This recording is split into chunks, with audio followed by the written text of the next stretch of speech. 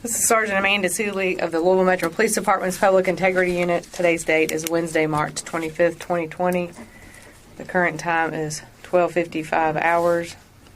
We are present at 3672 Taylor Boulevard at the Public Integrity Office. This will be a recorded statement from Sgt.Jon Mattingly. The statement is in reference to PIU case number 20-019.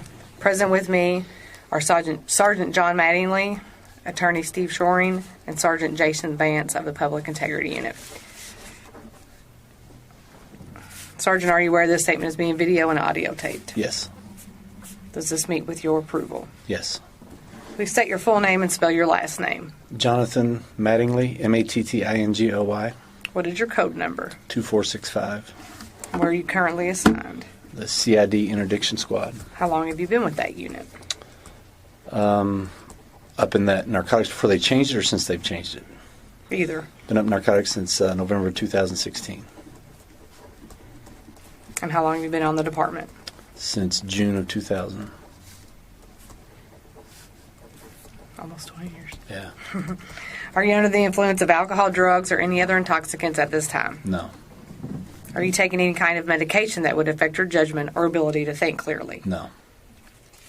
The next 4 questions are going to be in reference to the actual incident night on March the 13th at Springfield Drive about your uniform and treatment. Did you sustain any injuries during this situation? Yes. Please describe. Sustained a gunshot wound to the upper left thigh, and it tore through the femoral artery and exited out the back of the leg. Did you receive medical treatment? I did. Where and by whom? University of Louisville Hospital by the trauma team. There were several doctors. I don't have their names. Okay. What type of uniform or clothing were you wearing at the time of this incident? Do you just want me to give you from like the bottom up what I had on, or what? Had black Under Armour boots on, gray pants, a black 3/4 zip Nike pullover, and I had my tactical vest on that said police on the front and back with the plates in it.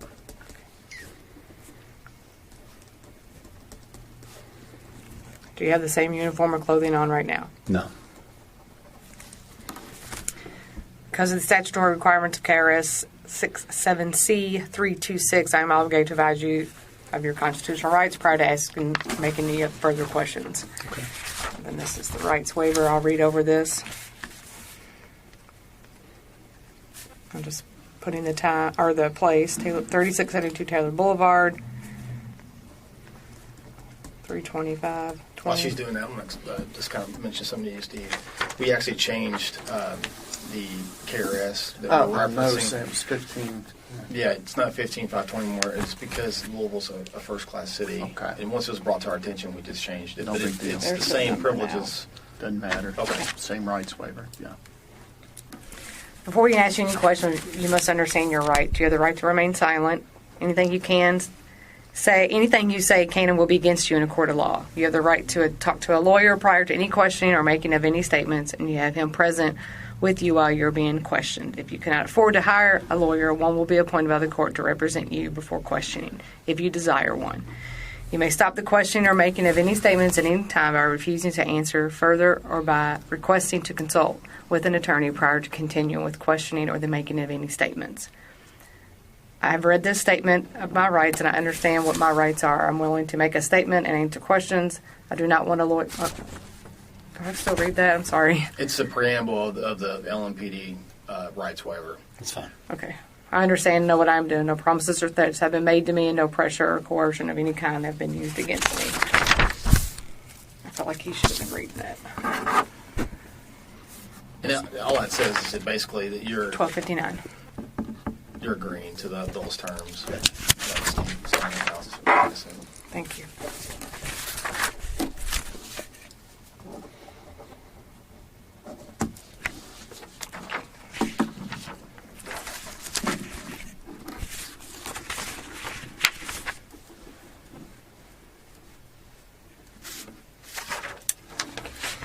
So, Sergeant, in your own words, the incident that occurred at 3003 Springfield Drive, apartment number 4, on the morning of Friday the 13th.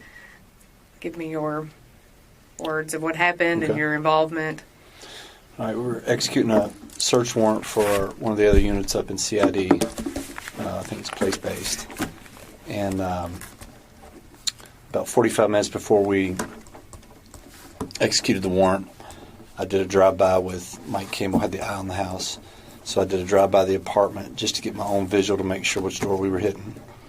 When I came up to the door, there was 2 apartments. It was the second door over. And there was a roto-rooter van right in front of it, and that's how we identified it. And it was apartment 4 on the bottom floor on the right. So there was 2 doors looking directly at us, 2 on the side. It was the one on the inset on the right. Went back and we geared up, and when it was time to, when SWAT was doing their thing down at 2-4 in Madison, we went over, or Elliott, whatever it was. We executed ours at the same time. I was the first car in, pulled up on scene. When we got there was a vehicle that hadn't been there prior to me coming through. It was a around 2004 Toyota Sequoia. I think it was white or cream in color. I pulled behind it and exited my vehicle. I went up and cleared that car to make sure nobody was in it since it wasn't there prior. At that time I went around the front of it, cut between the cars. We made our approach to the apartment. When you go up again, the door's on the right. There's a stairwell that goes right over the top of it. I circled all the way to the back since I was going to be the one knocking on the door. So I was basically in front of the back door of the other apartment. It's just right beside it. When we all got up in line, I knocked on the door, banged on it. We didn't announce the first couple because our intent was not to hit the door. Our intent was to give her plenty of time to come to the door because they said she was probably there alone. So we predetermined to give her plenty of time to come to the door. Banged on the door, no response. Banged on it again, no response. At that point, we started announcing ourselves, please come to the door. Please, we have a search warrant. While we're doing this, there was a neighbor or somebody upstairs right on the staircase that started arguing with Detective Hankinson and Lieutenant Hoover. And they were both giving him commands to go back into his apartment. And he kept saying, I wasn't really paying attention to what he was saying, something about leave that girl alone or something like that. But while he was doing that, we were still announcing, police, come to the door, police search warrant. And we banged. I probably banged on the door six or seven different time periods. Not 6 or 7 times, but 6 or 7 different times, which seems like an eternity when you're up at a door waiting. It probably lasted between 45 seconds and a minute, banging on the door. And at that time, I looked back at Lieutenant Hoover, and he says, I guess go ahead and hit it. Because at one point, probably after about the 3rd time we banged, Mike was standing at the doorway, and he says, I can hear somebody inside. I think they're coming to the door. So we thought they were coming to the door. And then we didn't hear anything else. So we kept banging and announcing. And at that point, Lieutenant Hoover said, go ahead and hit it. So I looked at Mike and said, go ahead. So he hits the first time, and it hits right on the door handle and didn't move the door. And every time he hits, people are announcing, please search warrant, please search warrant. Second time he hits the good spot, and it almost knocks the door open. I could see the deadbolt at an angle, and I could see a crack in the door leading into the apartment. So I said, this one's going to go. So he hit the 3rd time, and as soon as he hit the door, came open. They're yelling, please search warrant, please search warrant. I go to around the corner. I clear the living room on the right-hand side where you can see the sliding glass door. As I turn the corner, as soon as I cleared the threshold of the front door, I could see down the hallway. Your mind works so quick in this situation, it's unreal. Because as soon as I cleared it, I'm face on about probably 20 feet away, right down the hallway. There's a bedroom door on the right, and there's the male and a female. The male's closest to the door, so it's to my right. And as I turn the doorway, he's in a stretched out position with his hands with a gun, and as soon as I clear, he fires. Boom. And it was almost like at the shooting range where two things flip at the same time, and you got to shoot, no shoot. But I mean, they were like shoulder to shoulder. My mind's going, this ain't right. Something's off here, because all the doors I've made entry in, I've never seen this. And so I hit this corner, and it goes boom. And as soon as the shot hit, I could feel the heat in my leg. And so I just returned fire. I got 4 rounds off, and it was like simultaneous. It's boom, boom, boom, boom, boom. And then I went back and went down on the side of the door and then reached around, and I think I got 2 more off around the corner of the door. And then I could really feel the blood in my leg, so I reached down and felt it, and my hand was full of blood, and I knew it had hit my femoral at that point. So I scooted back on my butt, and I yelled at them, I've been hitting my femoral. And I scooted back, and I think at that time Miles slid up. I'm not sure. I think he was over my left shoulder behind me. I'm not sure where he was standing. I know Tony was behind me. Mike was to the right of the door with the ram. It was Brett, Hoover, and Campbell had come up around the corner at that point by the stairs. So I'm assuming Miles was behind me because I think he was there in front of me. And so I slid back on my butt to get out of the line of fire. And for a second, I had let go of my gun. And I realized what I did, so I reached out and grabbed my gun and pulled it back. And I was like, I can't stay here. So I stood up, and I hobbled out across in front of the door and went to where the curb is, where you step off in between the cars. And I guess Mike Campbell had stumbled, and I think he stepped back when the shots fired, I'm assuming, and fell off the curb. Because when I went to go through the cars, I looked down and was like, what? My mind's going, why are you on the ground? Then I tripped over him or fell off the curb or something. At that point, I holstered my gun and scooted to the edge of the car, and then Hoover came up and grabbed my vest from behind and pulled me. Now, is that as far as y'all need, since that was the contact with the suspect, or do you need further? No, we need the whole thing. I do remember when I went on the ground. I don't remember any right there in that doorway in the breezeway. I don't really remember shots fired because I remember I was thinking this. I was putting pressure on this, and I got to get that way. But I do remember when I tripped. By the time I went out and I stepped off the curb and tripped over him, I remember as soon as I hit the ground and holstered, I could hear all of a sudden boom, boom, boom, boom, boom, boom, several shots at that point. It seemed like then. And my mind could be playing tricks on me, but I'm sure it was then when I hit the ground because I was still by myself. And then as I scooted out, Hoover grabbed me, and it seemed like it got quiet after that. We get to the edge, and I said, man, I've been hitting my femoral. I need a tourniquet. And so Hoover said, I don't have one. He grabbed his belt and he put it on it, and he squeezed it. And I remember reaching out and said, it's not tight enough. I need a tourniquet. And about that time, Tony James shows up and kind of going back and forth, and he comes with one. He ended up having on his vest. He goes to put his gloves on, and Hoover says, fuck your gloves, and grabs the tourniquet, slides it on my leg. They start tightening it up. I think somebody stepped on this hip to push down. Somebody pushed on the leg. I can't really remember who it was. But I remember them squeezing it. And I said, I need a knife to cut this off, see where it's at. I said, somebody find a knife. And the knife came out of somewhere, and they started cutting the pant leg off. And then I kept going, did anybody call for EMS yet? Because they were just a quarter mile down the road, if that. I kept going, where's EMS? And so I got on my radio and tried to call, but apparently they had some kind of standoff on Channel 2 or the main channel I was on. So they just got some clicks. They didn't know what I was saying. Then I could hear Brett yell 10:30 on the radio.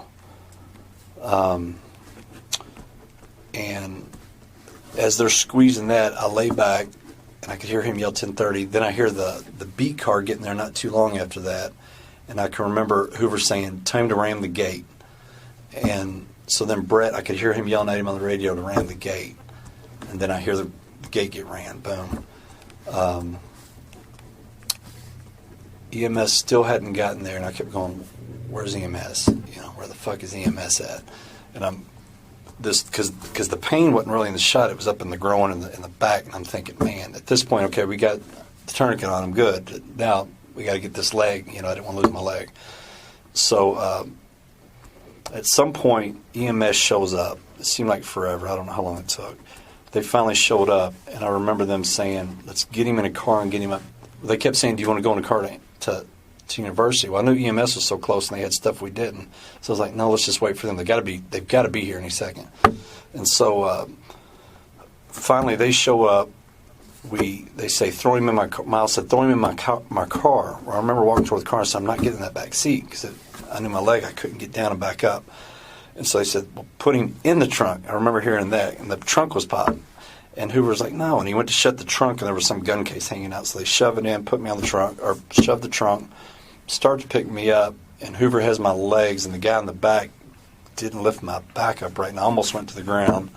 And then Hoover says, get underneath his arms. So they put me on the trunk. I'm holding on to it as we're driving toward the gate, and I saw the EMS guy walking toward me. And I'd made contact with them prior to make sure they were our EMS drivers. And the young guy's walking toward me with his bag on his shoulder. And as I'm looking, I see the EMS wagon start to back up and go the other way, leave us.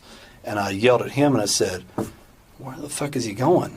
And he's like, I said, call him on the radio. And he said, I tried, he didn't answer. I said, try again. So he tried again, all of a sudden he stopped, and the EMS starts coming back. So we get up to the front to where the gate's at, and I'm not sure what the other guys went or what they were doing, but Hoover finally said, fuck it, hold on to my neck. And he scooped me up, and he walked me around the car. Somebody pushed the gate down. We stepped over it. We got up to the wagon, got in the back of the wagon at that point.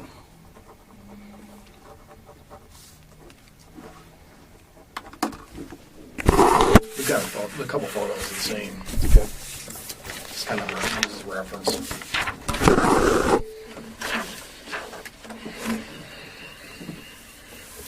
So photo 1 represents the entire area, and we'll just we like sub-labeled the actual building where the incident took place. We're going to label that as A. Okay. We'll use B as the gate. This, we heard what you had to say, and then we're going to use this photo kind of to make sure that we understand you correctly. Okay. As far as like how you came out with that. So this is photo 2. This is more. It's a closer, close up of the building where it took place. This is the breezeway and then the sidewalk, and there is kind of like a little like a handicap access point here, where the sidewalk kind of veers to the parallels the building, and there is a step or a couple steps there.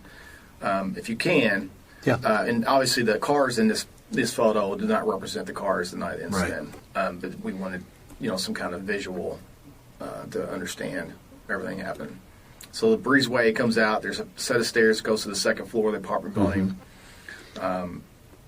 As I understand what you said, you come out and you go between like this car, where this car's parked in the photo and this car, and Campbell has fallen down. Right. Is that right? Right. Yeah, he's in between here. There's a car here. When I come out, step off this curb, and go in between here.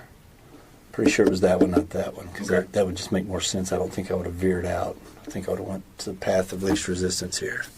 Okay. Now, just from working the scene and all that, we all know that there was a white SUV, and you said in your statement as well, it was a Toyota Sequoia. Was your police vehicle parked immediately behind it? Directly behind it. And where would you? I'm gonna let you mark it. And it doesn't have to be exact. I mean, right. Just what you remember. The two. As far as where they were? Yeah, the Sequoia and then your car.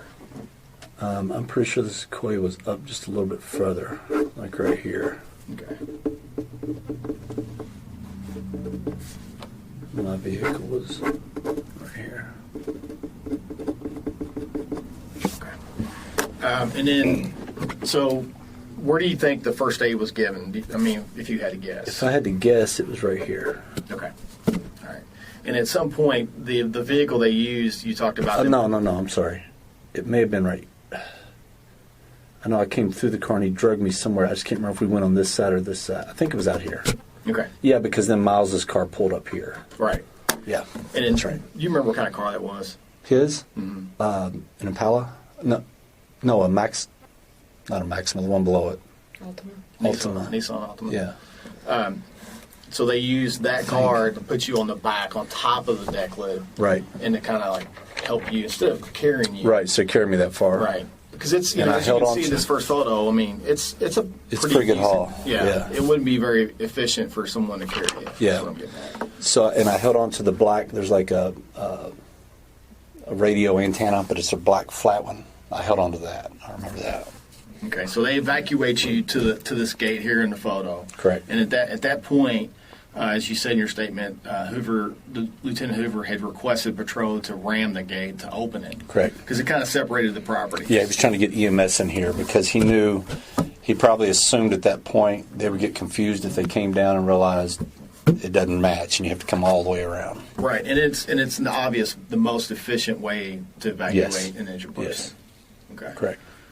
So they get you to the gate, and then they shuttle you into the ambulance at some point. I know there was some confusion, communication issue between you guys and the EMS Right. personnel, and then you're transported to the hospital. I don't have a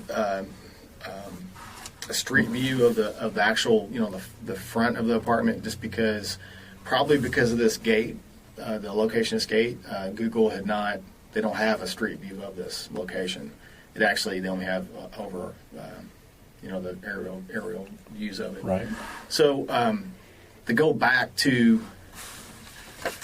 when prior to you guys, trying to make entry, is that you stated that, you guys knocked on the door, and your whole intentions is just to get the occupant or occupants of the house to come to the door. Correct. Now, what kind of information, if any at all, were you guys given in the pre-operational briefing?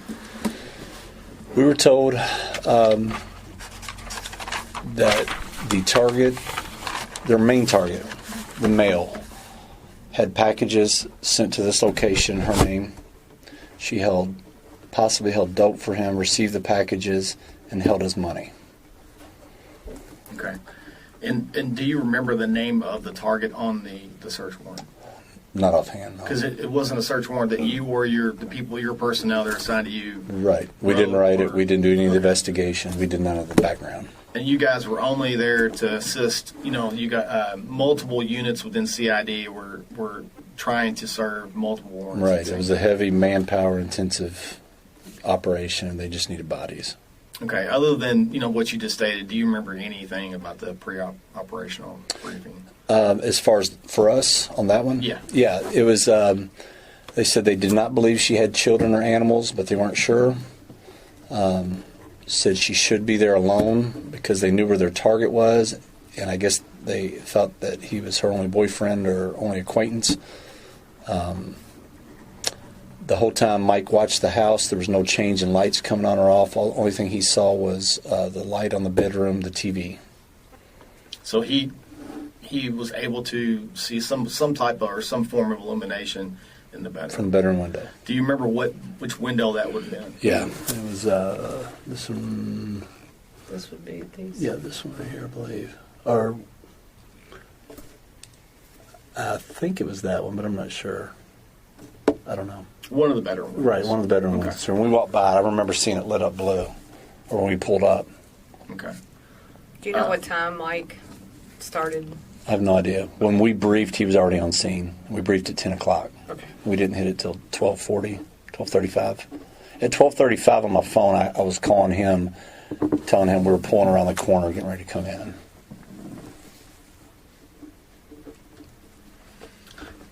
And Detective Campbell knew that it was apartment 4. He was given all the information. Correct. Okay. Going back to, you guys, your whole intentions were to have the occupant or occupants come to the door. And you characterized, your all's knocking, announcing. Initially, it's just knocking, trying to get somebody to the door, which kind of, initiates the upstairs resident to come out and make contact with you guys. Right. And then, do you remember kind of what kind of verbal exchange Between took the place? upstairs? Yes. I remember when he first popped out, Lieutenant Hoover kind of came to I don't know if it was a low ready or kind of a up because they didn't know who was approaching them. And I remember Brett extending his gun saying, "Get back in your apartment, get back in your apartment." Brett was a little bit worked up. And I remember at one point, because they kept exchanging, while we're doing this, I remember looking at Brett saying, "Brett, relax. Brett, just relax, relax." Because, while you got to pay attention to him, that's not your focus. Right. I mean, and other than the obvious, the police logos on your attack vest, did you all, identify yourselves to him? I don't know if they did or not. I don't know if they ever said we're the police. Because your focus was on the you. Right. At this point, yeah, I'm you're the one physically door. knocking on the Okay. door, so I can't really pay Right. attention to what they're doing. And it would be dangerous right. for you not to Correct.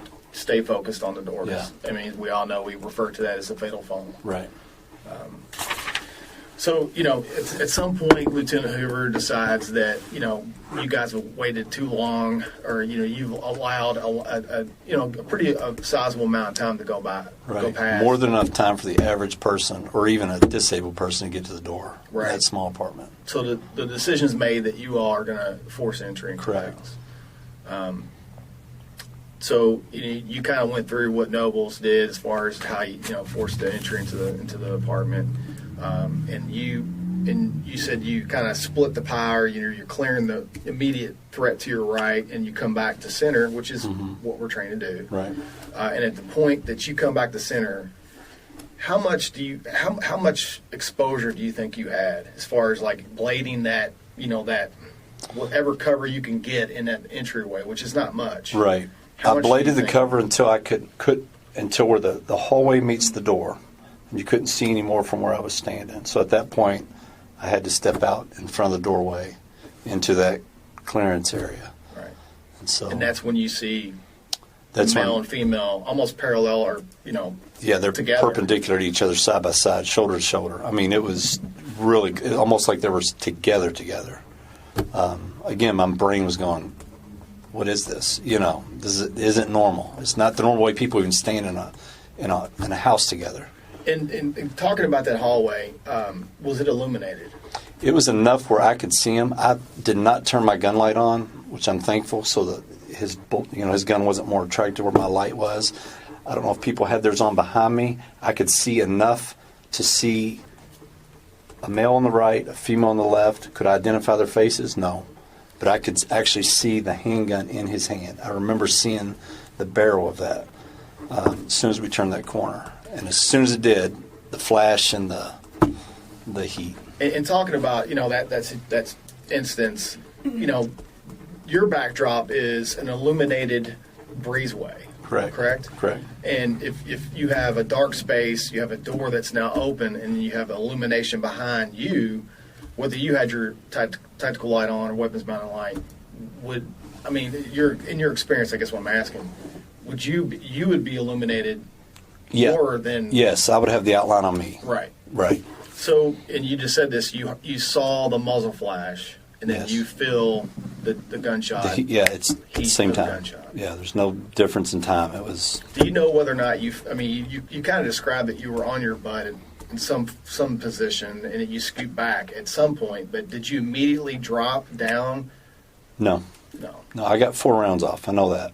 As soon as it hit, as soon as he fired, I fired back. Boom, boom, boom, boom.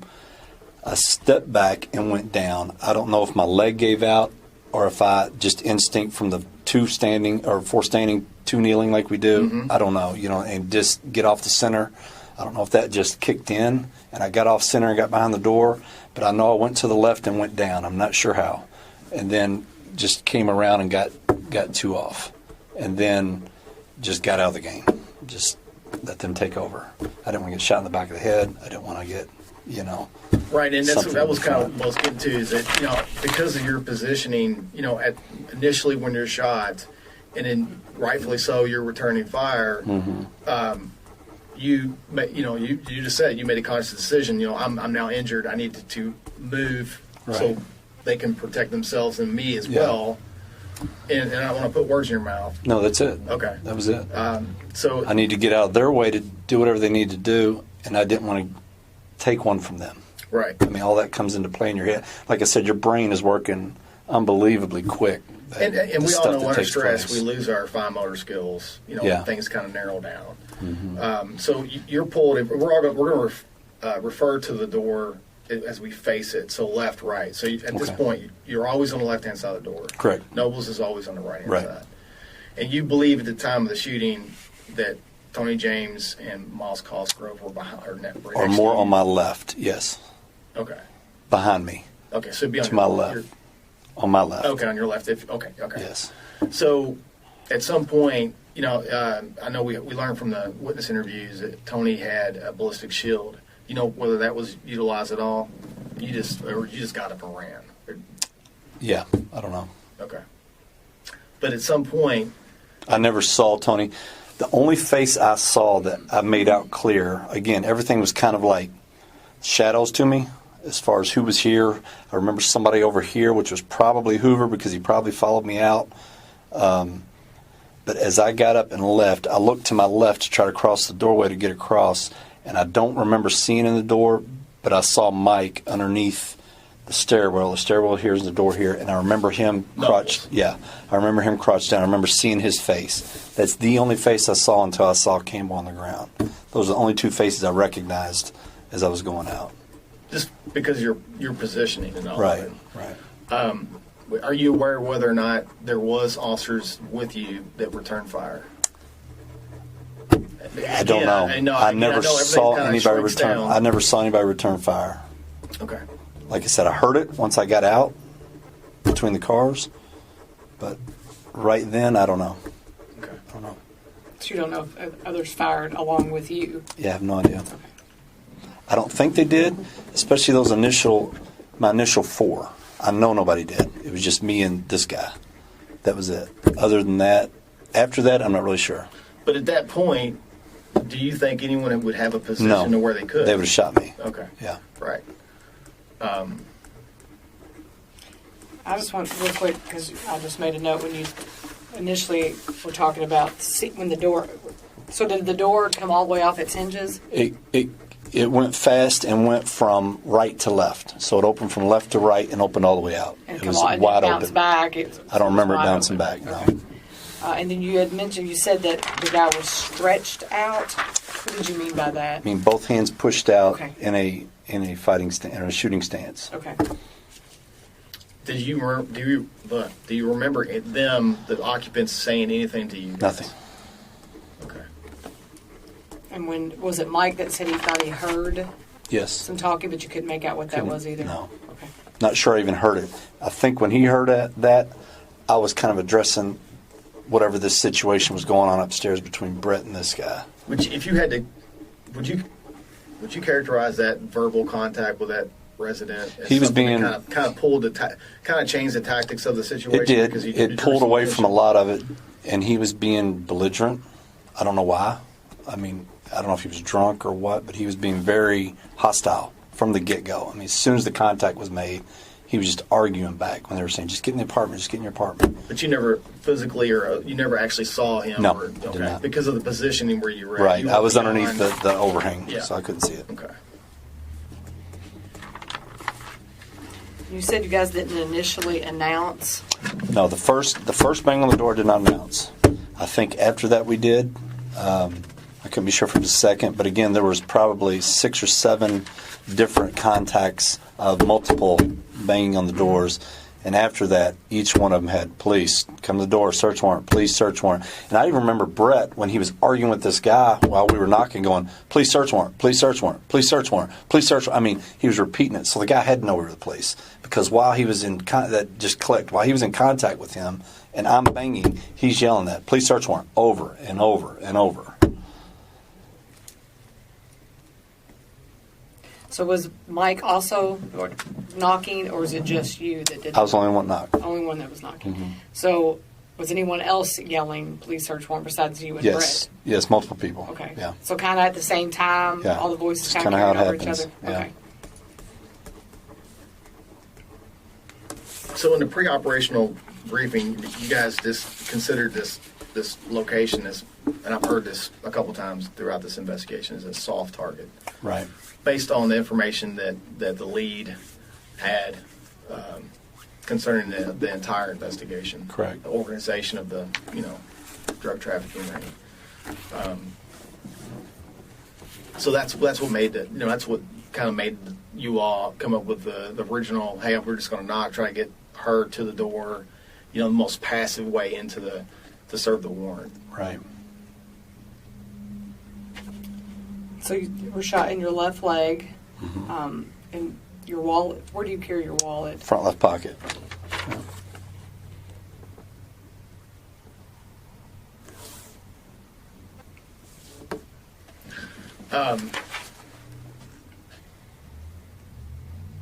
What do you keep in your wallet?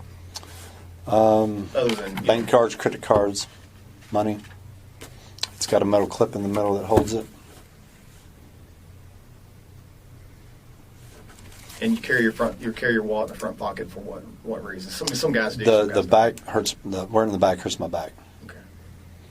And I remember in the EMS, and I forgot this, in EMS, the only thing left on my pants was basically what was tied under the tourniquet and what they couldn't get out on the top. My wallet was flipped inside out, or my pant pocket was flipped inside out. And I remember ripping my pocket open and pulling my wallet out and handing it to Tony because I didn't want it to get lost. And I didn't realize a bullet had gone through it at that point. And I handed it to Tony, and I pulled off my ring and undid my main belt and took my vest off. And just because I didn't want this stuff getting lost. And then eventually Tony realized, or somebody realized there was a hole in it and left it for ETU to get. And CSU did that at the hospital, right? Right. Did Tony ride down with you? He did.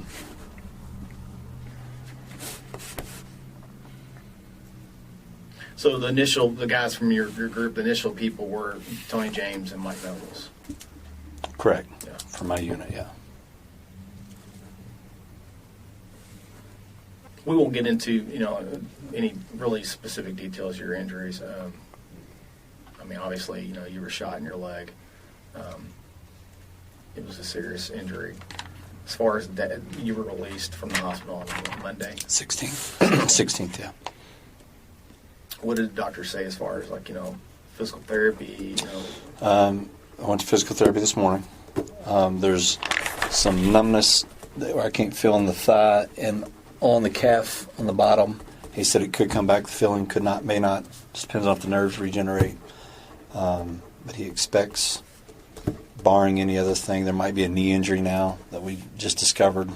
Some ACL, MCL stuff.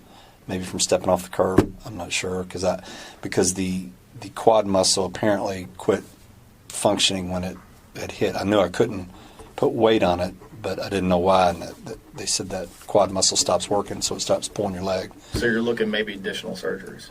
Possibly. They don't know yet. I don't have that appointment until April. Okay. Just because of this current situation we're dealing with? Yeah. Yeah.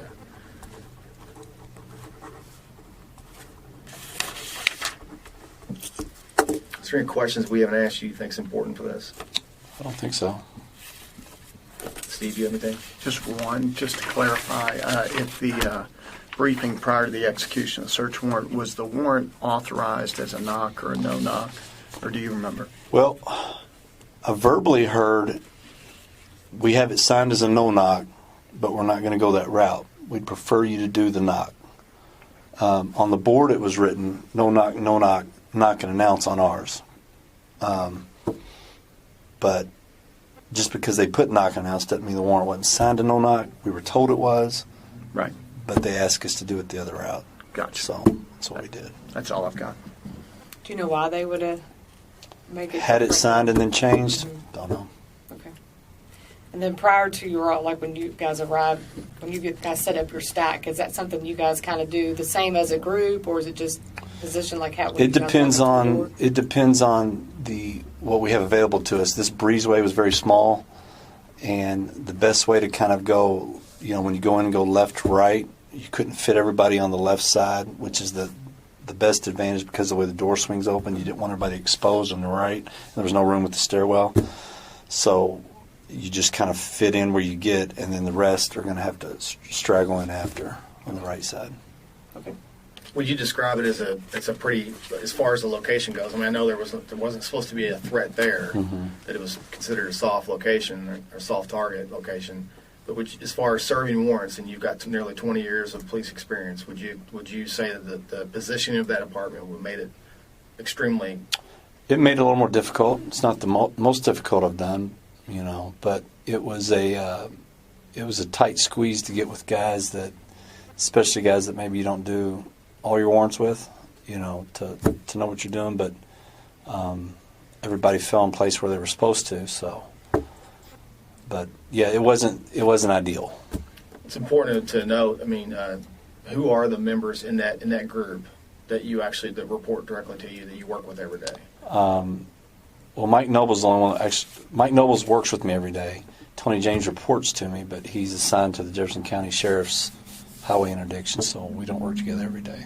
So you had members of CID that you don't typically work every day together Right. with. But I mean, we're all expected to have the same tactics. I understand that. But also keep in mind that, and I know this from my experience, is that when you do things with others, you kind of know what that person's, how they kind of maneuver through in these situations. Right. And the guys did a great job after the fact, so I don't want Right. to, say anything negative about that. Is there anything you want to state for the record before we end? No. Is everything you told me the truth to the best of your knowledge? Yes. Conclude the statement. Time is 13:36.